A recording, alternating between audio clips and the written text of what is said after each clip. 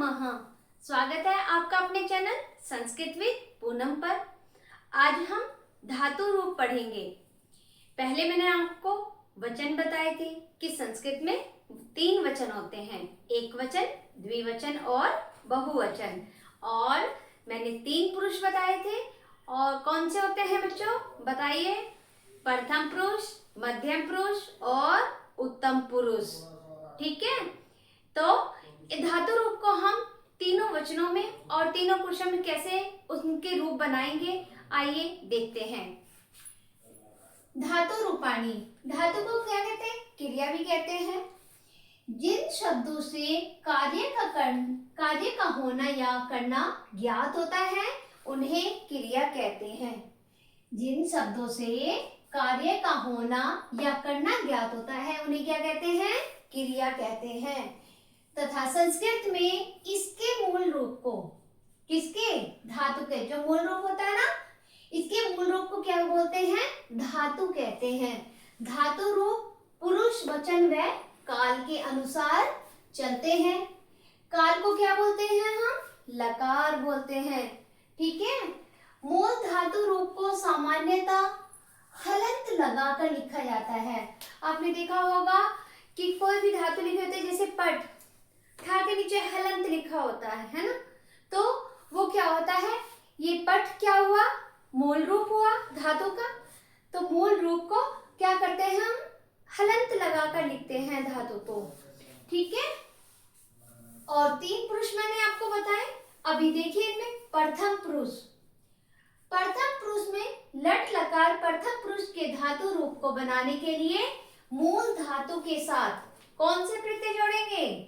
ती, ता, अंति प्रत्यय जोड़े जाते हैं। जैसे जब पट धातु होगी तो उसमें जब ती प्रत्यय जोड़ेगा तो क्या बन जाएगा? पठती, है ना।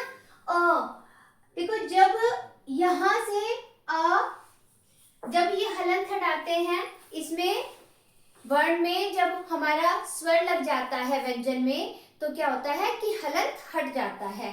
तो क्या बन गया? पट बन गया। और प्रत्यय कौन सा लगाया? ती प्रत्यय, तो बन गया पठती। और द्विवचन में पठत, क्योंकि द्विवचन में क्या है? त प्रत्यय, और बहुवचन में अंति प्रत्यय, तो क्या बना? पठती, पठत, पठन्ति। ठीक है बच्चों। और वचन एक वचनम, द्विवचनम, बहुवचनम। अब जो हमने पट धातु के तीनों वचनों में चलाया है तो उसको देखते हैं। पठती, है ना, वह पढ़ता है, तो एक सिंगल हुआ ना एक वचन में, तो वह पढ़ता है, पठती। पठता वे 2 पढ़ते हैं, और पठन्ति वे सब पढ़ते हैं। मध्यम पुरुष, मध्यम पुरुष में लट लकार मध्यम पुरुष की क्रिया रूप बनाने के लिए धातु के साथ कौन से प्रत्यय जोड़ेंगे? बताइए? सी, था, था प्रत्यय लगाते हैं। जैसे कि अब लिख धातु किसके लिए होती है? लिखने के लिए। लिख किसके लिए होती है? लिखने के लिए। तो क्या बनेगा? लिख धातु होगी और सी प्रत्यय होगा तो क्या बन जाएगा? लिखसी। और लिख में जब था प्रत्यय जोड़ेंगे, लिख था, और था प्रत्यय जोड़ेंगे तो लिखत।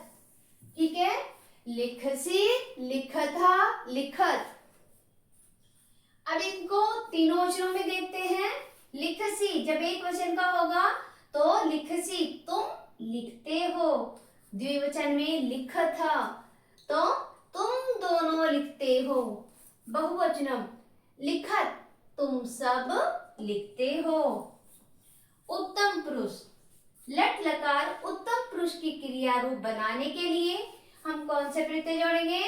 आमी, आवा, आमः प्रत्यय लगाते हैं।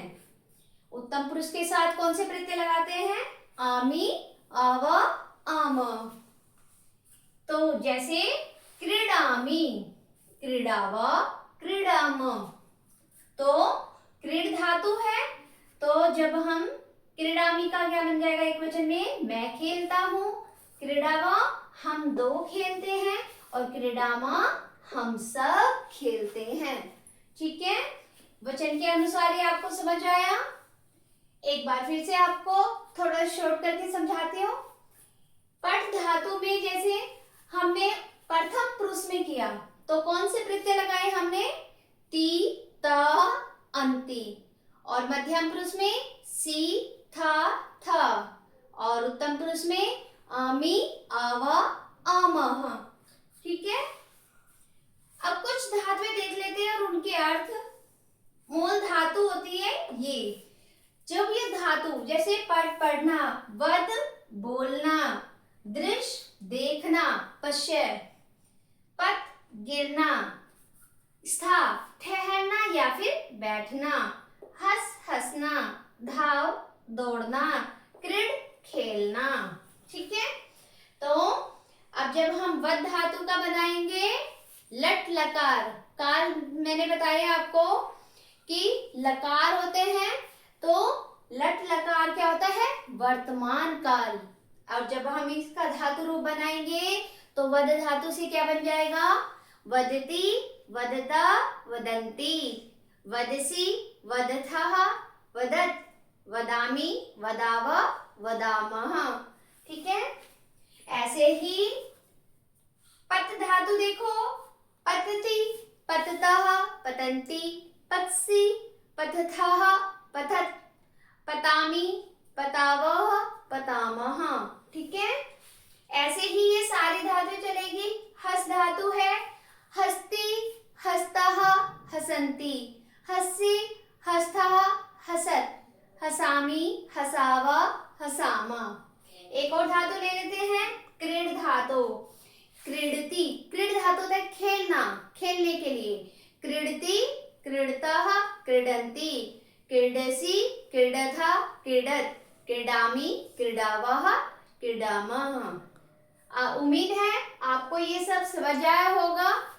और ऐसी वीडियो को देखने के लिए वीडियो को लाइक, शेयर और चैनल को सब्सक्राइब करें। धन्यवाद।